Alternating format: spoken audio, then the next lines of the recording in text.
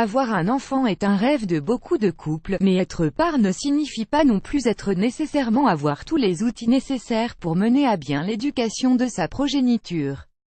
Les premières années d'évolution d'un individu sont très marquées par la présence des parents qui jouent un rôle déterminant dans sa vie. Ce sont ces derniers qui vont, d'une manière ou d'une autre, mettre en place des repères qui accompagneront les enfants pour le restant de leur existence.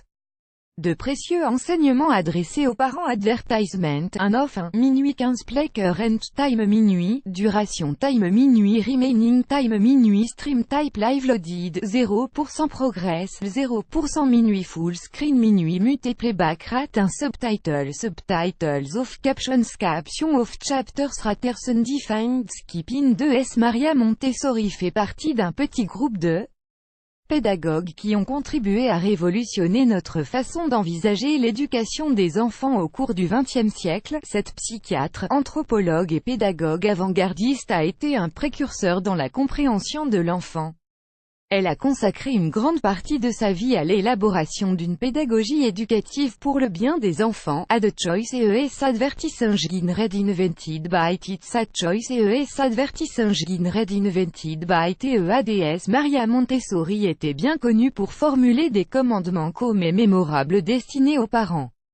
Ils sont tous essentiellement simples, mais constituent une source incommensurable de sagesse. Nous avons donc pris le parti de partager 19 de ces célèbres commandements, afin qu'en tant que parents, vous puissiez orienter la vie de vos enfants dans la bonne direction et ne pas leur causer du tort sans vous en rendre compte. Les enfants apprennent de ce qui les entoure. Si un enfant est souvent critiqué, il apprend à condamner les autres. Si un enfant est souvent félicité, il apprend à considérer les autres. Si un enfant montre de l'hostilité, il apprendra à se battre. Si vous êtes honnête avec un enfant, il finira par apprendre le sens de l'équité. Si un enfant est très souvent tourné en dérision, il devient timide. Si un enfant se sent en sécurité, il apprendra à faire confiance aux gens. Si un enfant est trop souvent poussé à ressentir de la honte, il va apprendre à toujours se sentir coupable. Si un enfant reçoit les encouragements fréquents, il aura une grande estime de soi. Si un enfant se plie à la réalité des contraintes, il apprendra la patience. Si un enfant reçoit du soutien, il sera confiant. Si un enfant vit dans une atmosphère d'amitié et sent que les autres ont besoin de lui, il apprendra comment trouver l'amour. Ne parlez jamais mal d'un enfant, ni en sa présence ni autrement.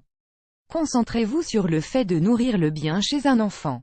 De cette façon, il n'y aura plus de place pour les méchants dans ce monde. Écoutez et répondez toujours aux questions ou aux demandes d'un enfant s'il vous approche. Respectez un enfant même s'il commet une erreur.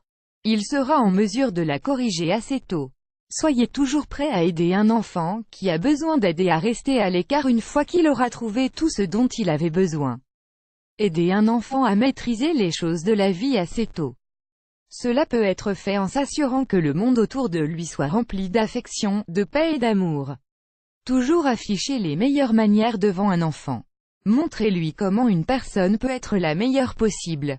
Lisez donc attentivement chacun de ces points et vérifiez si vous les respectez en intégralité dans votre rapport journalier à vos enfants.